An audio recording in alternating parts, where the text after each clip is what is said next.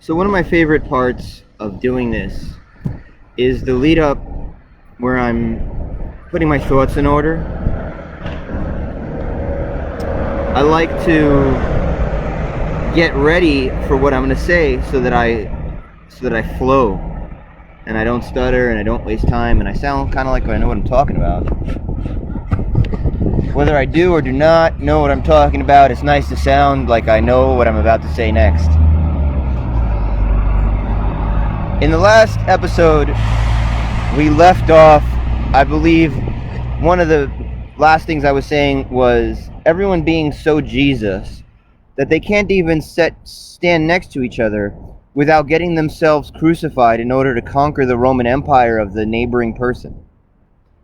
Not that you guys identify as persons right off the bat. I don't know if you identify as individuals. I've been watching Jordan Peterson a lot, and I find it funny that he's often dealing with this idea of privilege. And I shut these people up very quickly, not on purpose. I like hearing what other people have to say. I like listening to other people speak. Jesus Christ. Show up so that I can have a friend. I don't like being lonely, you know? I like hearing other people speak.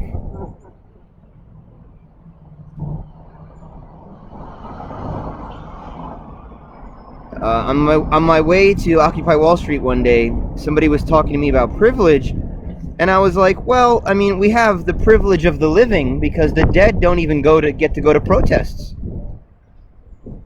You know, the ghosts, they don't have living person privilege.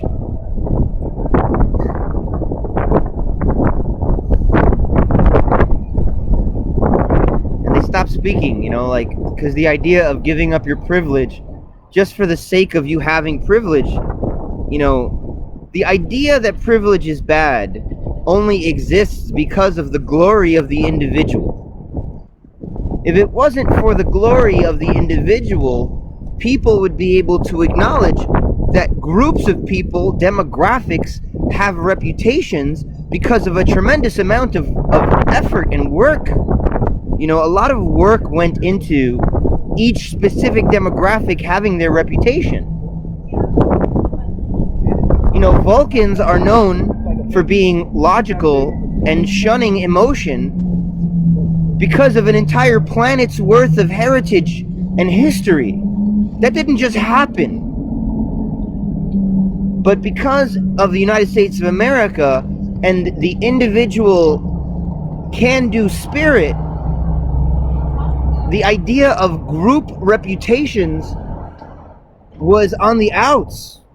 And so now that groups are making a comeback, they're trying to take this idea that really belongs to the individual and they're trying to utilize it for the group. And this is sounding a lot of intellectual. You know, and I have the privilege of having an intellect. You know, the privilege of those who have intelligence.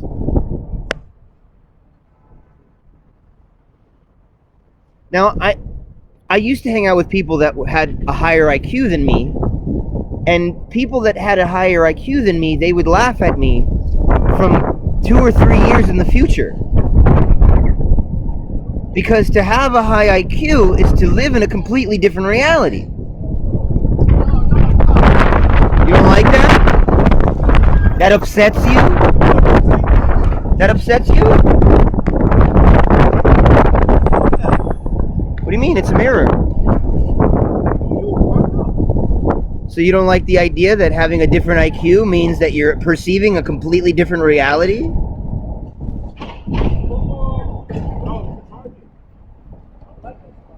We have this idea of equality because of the United States of America, Bobby. I just hallucinated someone saying, I want to stab him, though. That's that man energy.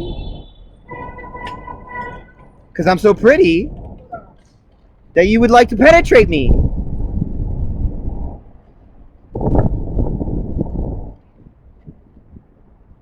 That's what I have to deal with. Let's talk about, I'm going to put that on hold, the idea that you're perceiving a different reality based on your IQ. And let's talk about be safe. Be safe. I hate it. First of all, I'm the most dangerous thing out here. Because I have to determine your behavior by how I think and act and feel. These bodies don't even know why they're aimed at me. Look at them. Do you think that if I grabbed one of these bodies and started electrocuting one of them and drugging them, that they would be able to answer for their actions?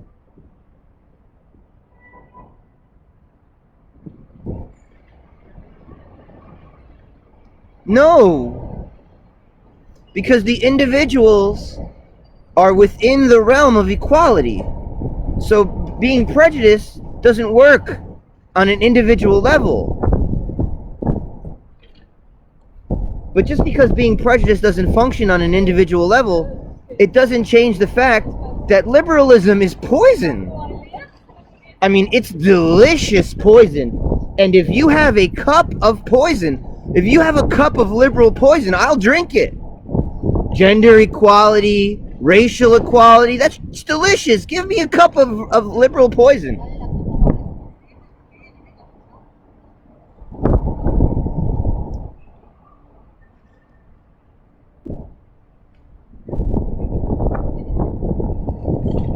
The bodies in my area don't know what they're doing. Let's go over the unreality of life.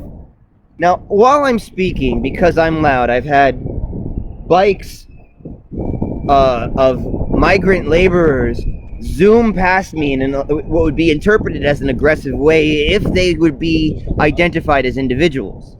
Because aggression is something that an individual manifests. You know, if a tree or a tree limb falls down in your direction, you wouldn't call it aggression. I don't know what you would call it. Spookiness. Let me ask you a question.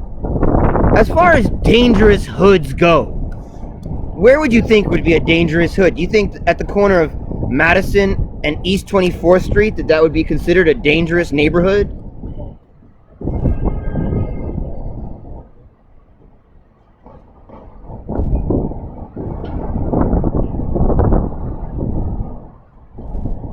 There is a body of an old ass bastard, and he doesn't know what to do. Because I'm speaking, and he's not quite a person. Maybe a wizard took like a lion or a wolf and magically shape-shifted them into a human being. And so he doesn't know that I am expressing concepts using words. All he can perceive is that there is a male and that there is a male being loud. And so I emote because I have emotional, understanding, that he might feel like I'm shouting about how worthy of procreating yo soy. That all he can really hear is, I'm a man, I'm a man, I'm a man, I'm a man. That's all he can hear. I'm a man and I deserve to procreate. I'm a man and I deserve to procreate. That's all he can hear. That's not what I'm saying. I'm communicating. And then there was one of these bodies with the camera, because they don't know what they're doing. Why would somebody record you if they don't know what you're doing? Well, if they don't have any standard of right or wrong, they'll record you. And then if you think that what you're doing is wrong, you might start to act like you're afraid. And then you will let them know how to treat you, like what you're doing is wrong. They don't know what is right or wrong.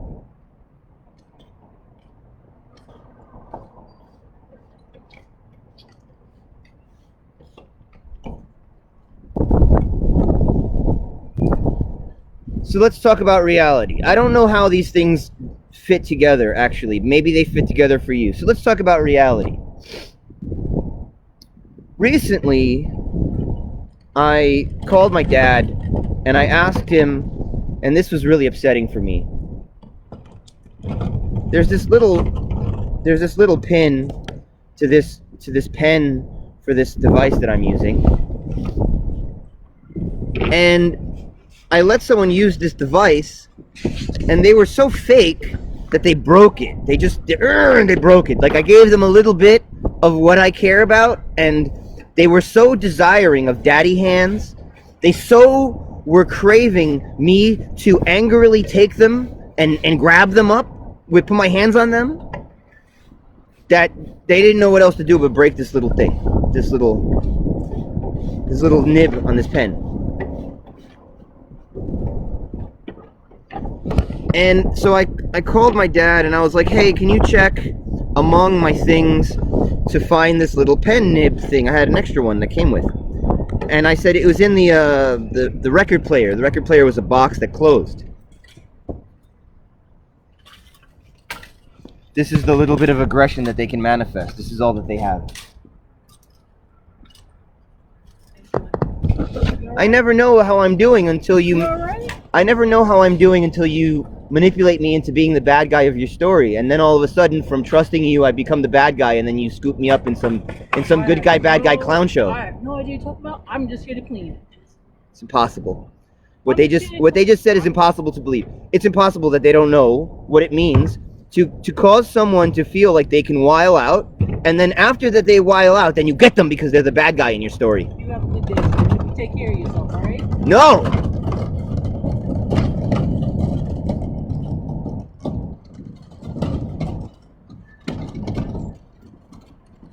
Anyway,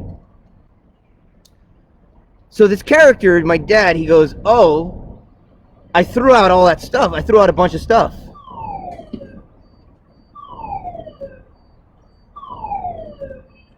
And I started laughing at him.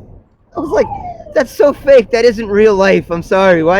I said, why don't you go to Jack Kevorkian? Because you're trying to convey to me that you're nothing like a person. That you're fake, that you're not like a person. And he's like, E.G., you have always been saying. I was like, I don't get it. I don't get why you would do that. Like, oh, E.G., you've always been saying that you don't get it. It's not real, blah, blah, blah. So let me explain to you how it's not real, okay?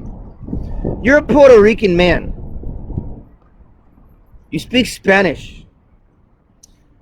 There's no reason for you to clean out anything, but you go and you clean out. So that's the first thing. There's no reason for you to go and clean out anything, because the entire thing fits in a box and it's a thing of value. So there's no reason for you to throw it away. Unless you're trying to instigate an aggression.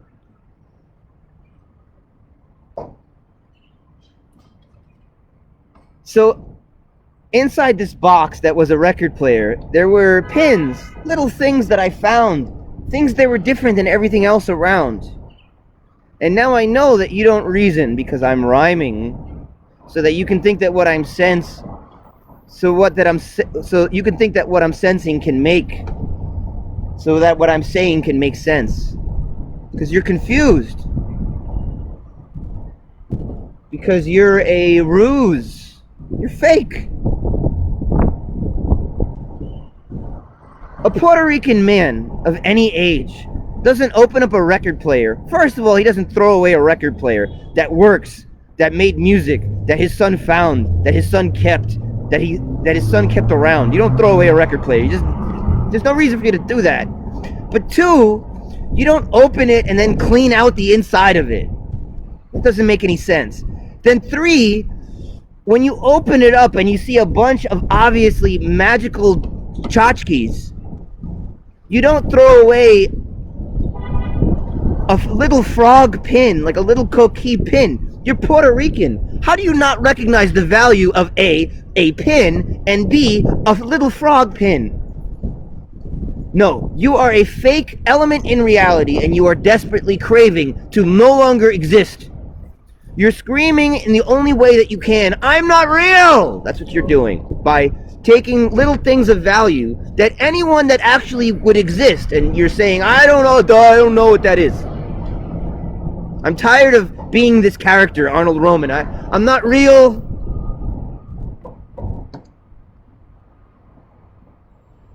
Day!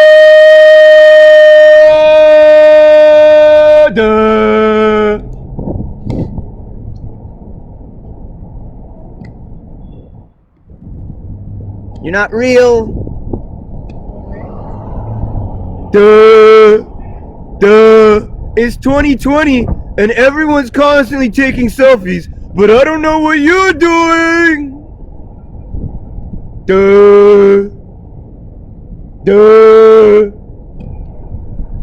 Sometimes I wonder if my city has been replaced by stick men that have been magically turned into like people that walk around.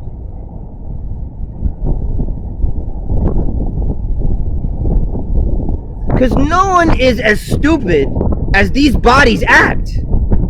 Like I can no longer participate in the beautiful delusion that I'm smarter than everyone else.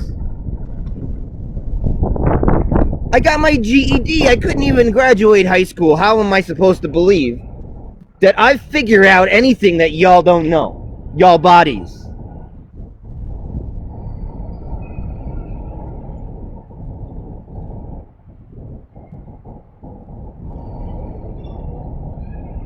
Now, as I'm describing what is not real, one of the things that I would imagine that you feel is that you would like to tell me that things are real by physically attacking me. I know that that's what I feel like doing when people treat me like I'm not real. When people treat me like I'm not real, I feel like physically contacting them and showing them how real I am.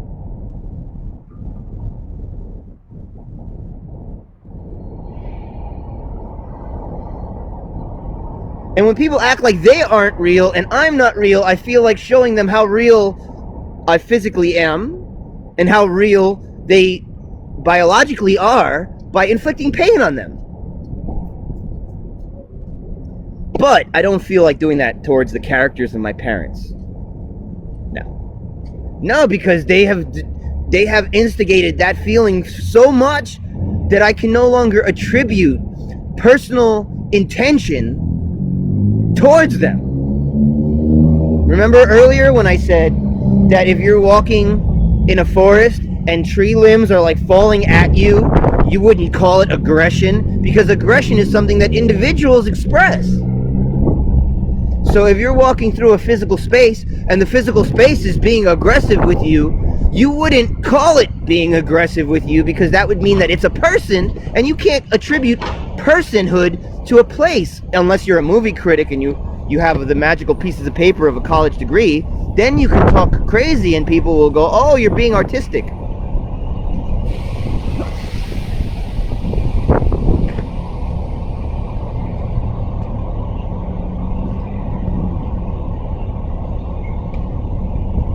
But the bodies don't know what they're doing. Earlier, about 5 seconds ago, there was a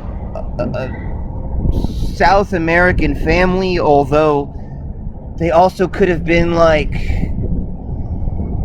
half Chinese, half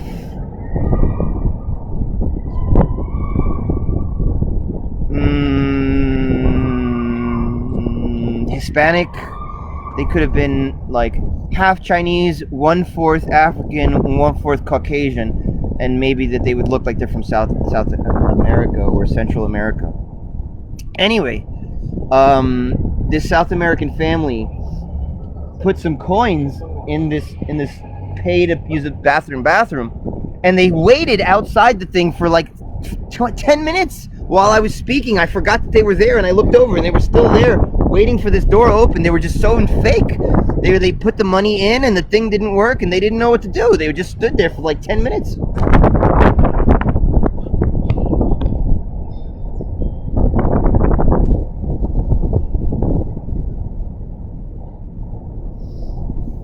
Star Trek economics, huh?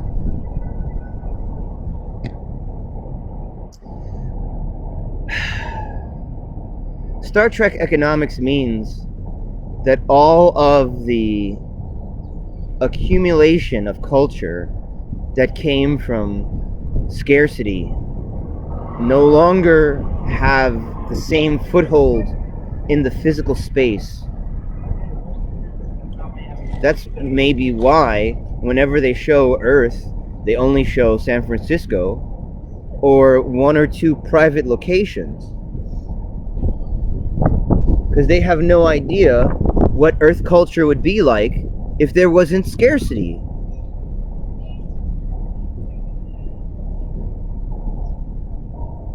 They just don't know. I don't know either. I have some ideas. Let me put on a windbreaker because it is cold. Because it is cold. I wouldn't say because it's cold, because I wouldn't expect you to care about me or to relate. I don't speak as if people relate to me anymore, you know? Did you hear how I said it?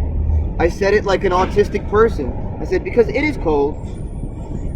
I didn't say because it's cold. Because I don't expect people to relate to what I feel. That's why you say because it's cold. Because you would expect other people to go, oh yeah, it's cold, I feel what you feel.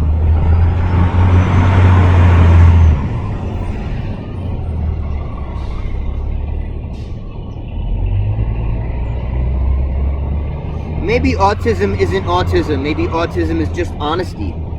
Maybe everyone in a autistic person's environment is autistic, and the person that gets accused of being disabled is simply honest.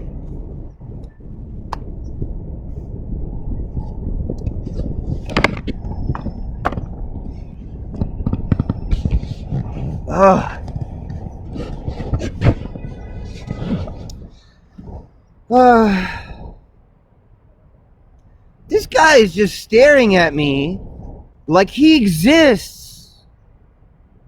Like I am not the one who has to decide how he's going to behave. Do you know if sometimes if I make eye contact with people in my environment while I'm speaking, they don't know what a rapport is?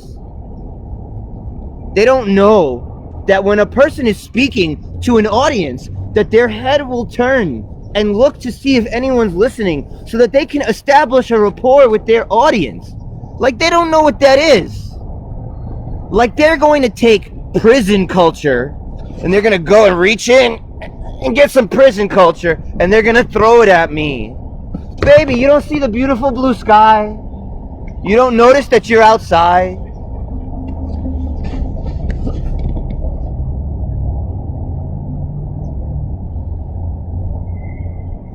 It's rapport. Let's look up the definition of rapport, and I'll read it in several languages.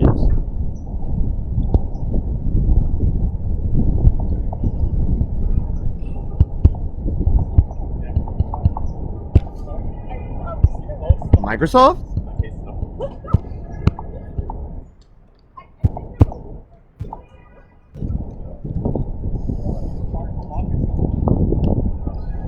Okay, I just looked up the word rapport, and the thing already tried to translate what I said. Let's do a screen cap, because no one's going to expect you to believe me.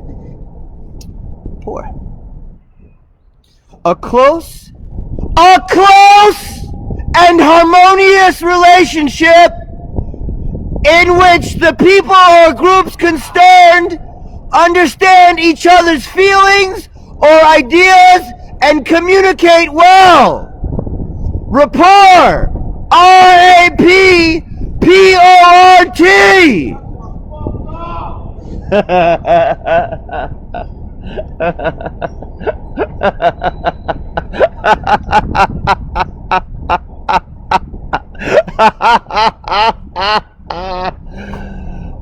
Your Honor, what is protecting myself? What does that mean, Your Honor? Am I supposed to wait until my neck is slashed before I protect myself, Your Honor? Hiding in your castle with the horrible reputation where nobody wants to go, no one trusts you to know anything that is true. You look like a baby boo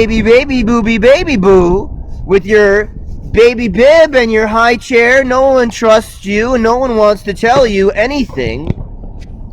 The world out here has gotten so incredibly stupid that you can have no friends, no group whatsoever is following you, and if you tell the truth, they call you a rat, like you're betraying someone, but who are you betraying? You don't have no friends.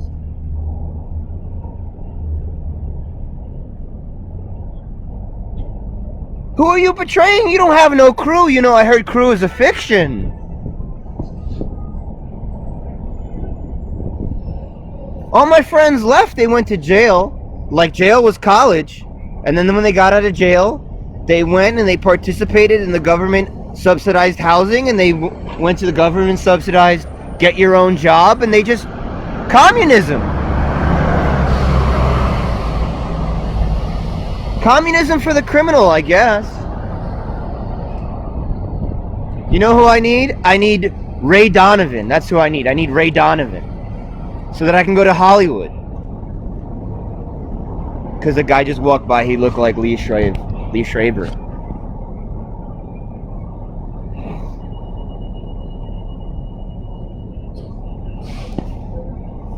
Poverty! Poverty!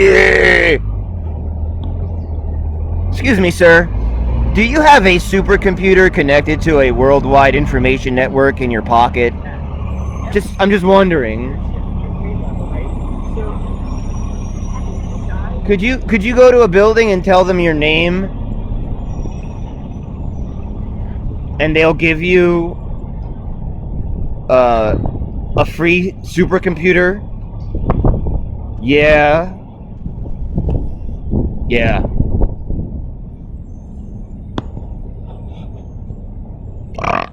So Star Trek economics, it's emotional. Whenever I would watch a Star Trek movie and they were on Earth, I would always get upset when the camera would go somewhere else. Because in the world where I live, I constantly had a very anal retentive emotion all the time. You know, everyone knows that if you don't have a job, that you'll become homeless. And if you become homeless, you'll go to jail.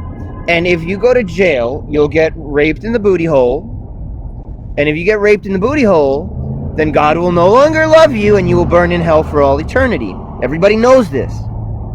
This is common knowledge. Now you're going to run away. You're going to hide in a bomb shelter from my need for community, my need for real life to be real. You're going to hide in fake stupidity. You're going to say that it is not common knowledge, and you're going to say that I'm being crude or brutal in saying that everybody knows that step of if you don't have a job, you'll become homeless. And if you become homeless, you'll go to jail. And if you go to jail, you'll get raped. And if you get raped in the booty hole, God will no longer love you and you'll burn in hell for all eternity. And you're going to say that being raped in the booty hole, that is crude and that is not suitable for children. Really? Because it was in Guardians of the Galaxy and nobody even thought twice about it. Yeah, when the characters in Guardians of the Galaxy go to jail, there's this big blue character, and he tells the pretty pink character that's male that he's gonna use lubricant on him. That was a joke in a children's movie, a family-friendly movie. And nobody would ever say that Guardians of the Galaxy 1 or 2 is not family-friendly.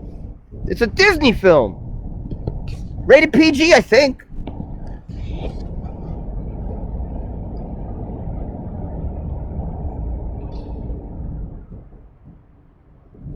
Now, the other day we were talking about daddy hands. The desire for someone to give a shit about you enough to put their hands on you. Even though nobody gives a shit about you. You could act naughty all day and no one will touch you because no one gives a shit about you.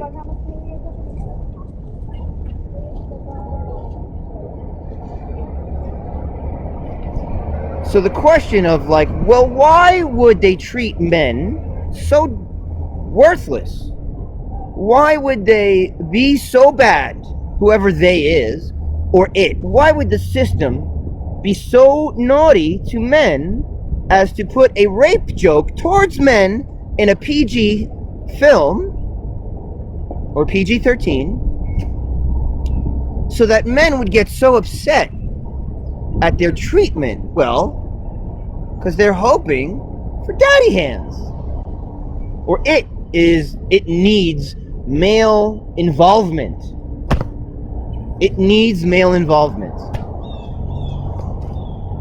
Unfortunately, I just looked in the eyes of a traumatized person. Someone who's so shook that they think that they're brave.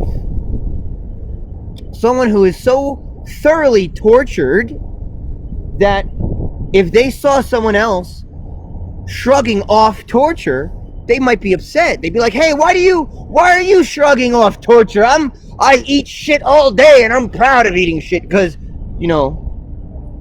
the difference between the weak and the strong, one of the differences between those who are weak and those who are strong, is that if you are weak and you are being tortured, you're gonna fold.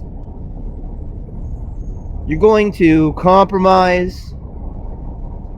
But the strong can be tortured so much, and I should know, because I also do this as well. The strong can be tortured so much that they attach their self-worth to how much shit they eat. And they start to think of themselves as being good or better than others for how much they eat shit. Let's see if anyone's watching this. Nah. So let's talk about what's real and what's not. And you would think this, you think this is a scary neighborhood? So, you see this? This over here? My right, you see my right tooth?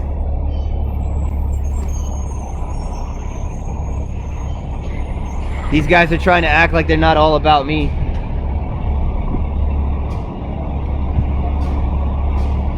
He has the word decision. Some scary shit. I'm not going to tell you what that means. The word decision is very scary, and I'm not going to tell you what the word decision means. So, I was here sitting almost probably at this very place. And I was watching a scary movie. And I was magically trying to put a smiley face on that building right there. Let me show you the smiley face. You probably can't see the two eyes, I, and then the smile of that string. There's a string right here. There's a string right there. See that little string? So I was trying to put a smiley face on this building. What's up?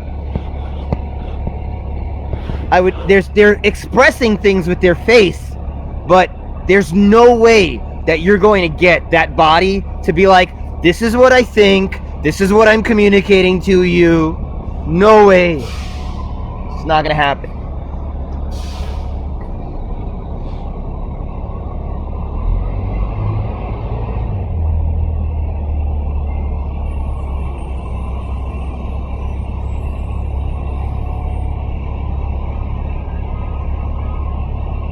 So I was watching this scary movie, and the monster in the scary movie started to turn into plant life. And when the monster turned into plant life, he didn't turn into plant life growing out of the set like trees. The monster turned into plant life by growing around the edge of the screen.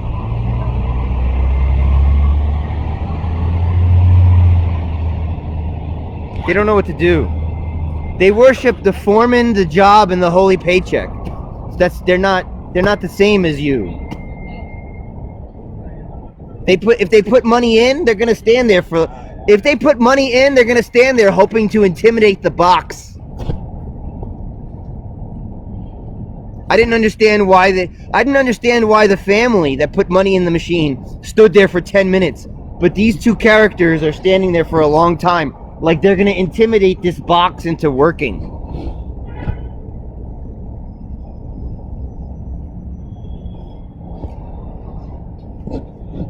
Anyway, that would be funny if I didn't believe it. And now he's looking at it like, I wonder why reality is not real. Here's the guy that has to fix the personality simulations of those characters. Anyway.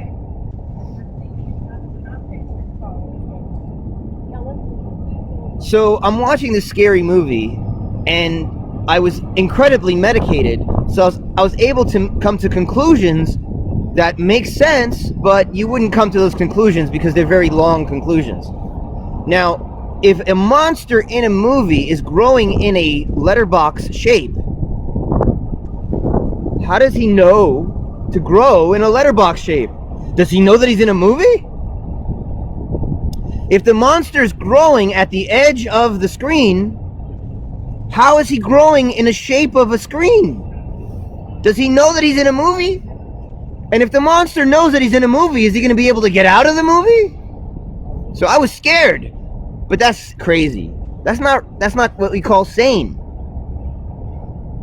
It's crazy to believe, to really functionally act as if to know that the monster is going to come out of the film. Not to believe, but to know. It's crazy to act as if you know that a monster is going to come out of the film. So I did what the ghetto people would call, I acted stupid. I acted as if real life was real. And I continued watching the film. And the way that you use English is you say, almost as if on cue. So almost as if on cue, as soon as the movie was done, there was an aggressive body, I don't know if he was a guy, an aggressive humanoid growling in front of me, about 3.5 feet, back and forth, almost as if on cue. And I got up and I said, I don't believe this. I said, I don't believe this. You're not in a desert. There's food everywhere. You're not in a place of scarcity. There's no reason why you should be growling around like a stupid animal, like you're hungry.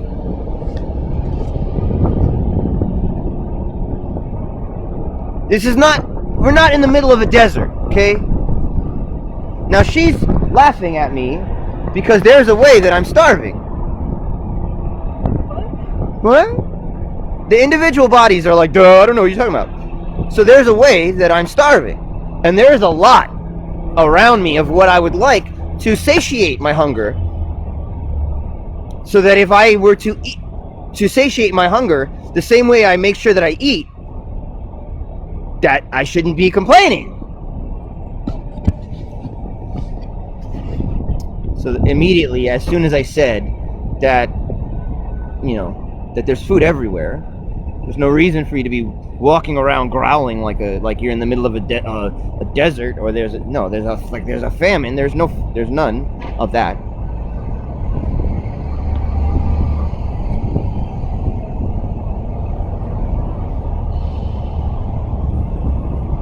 Parentheses, POOR space capital G OG.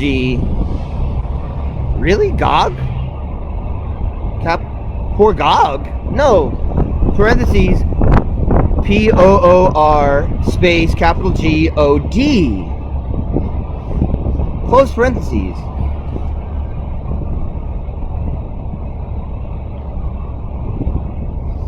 So I didn't believe this guy. I didn't believe it. I was like, I don't believe it. I don't believe that the monster jumped out of the movie and the guy was like a monster in my world. I didn't believe it. And he threatened me with syringes so that I wouldn't defend myself by jumping on him. And then he hit me with a chain. And when I felt that the chain had hit my face, And when I felt the warm liquid coming out of my mouth, and when I felt that the tooth had been broken so that my appearance had been potentially permanently altered.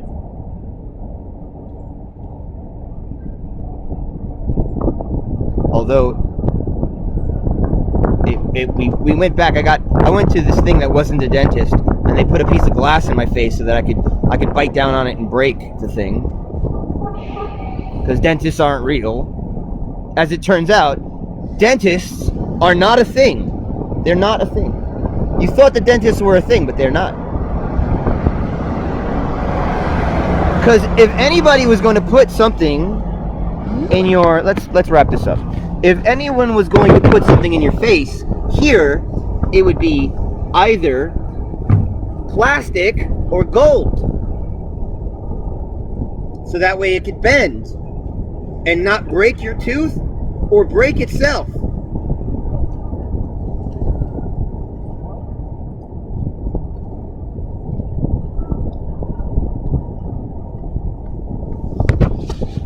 Or some sort of flexible neo-ceramic.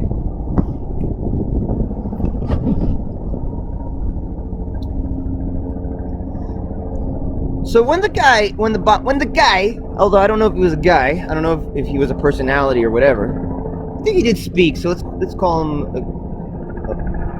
a person. So when the person hit me in the face with the chain, let me ask you a question. Did I cry? Did I run away? No. I asked him, "Are you my concept artist? Are you my illustrator?" Because I had been searching for real life. I had been searching for anyone else like me in my environment. I had been searching for peers. Your Honor. Excuse me. Your Honor!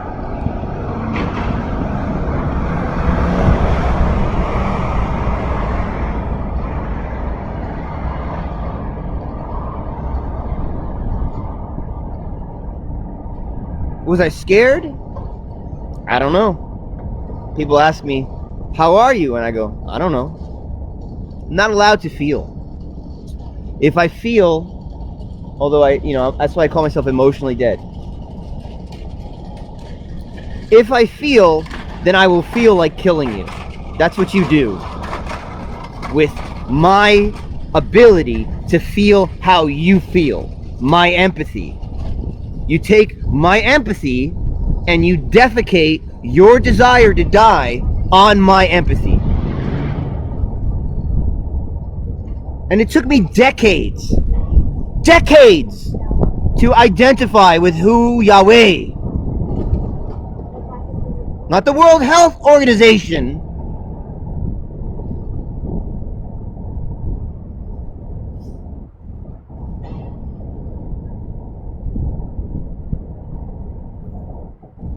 so after I asked him if he was my illustrator, if he was my concept artist, I turned to the audience at home. I went from looking this way to that way. I went from looking in that direction to looking in that direction, although this stuff wasn't here. And I said, "Am I brave enough to get a production team now?" Because if you're a man, the world will tell you that the reason why you don't have the things that you would like to have is because you don't take enough risks. Here we are at the people that make money by taking risks, right?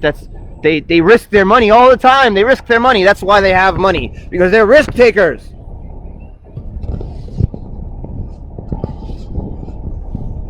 People used to risk everything that they had, and they would lose everything that they had, and they would run out of the building and they would fall up because they lost everything. That's in movies. I never saw it happen in real life. Never saw anyone act like that.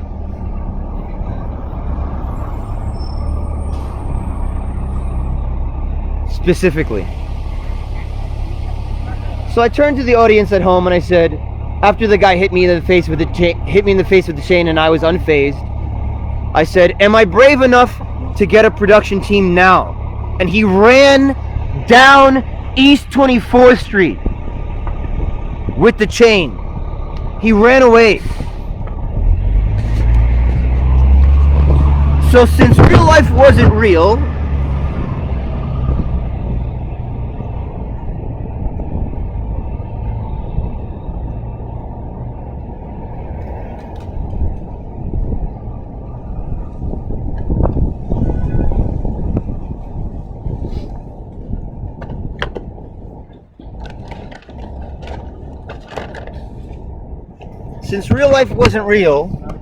the body that ran with the two legs and the two arms that ran down the street, I didn't immediately chase after him because what was I gonna do? Gouge his eyeballs out and bash his head against the ground? Nah. I mean, that's what you would like me to do, but that's not what I did. I know you don't want to identify with how bloodthirsty you are, but I don't give a shit about what you want, whether to be disassociated or to find somebody being bloodlusted. I don't care. You're a fucking bloodlusted crazy person, whether you want to admit it or not. Not me. Thou art. So he ran down the street and he disappeared. So I walked over here.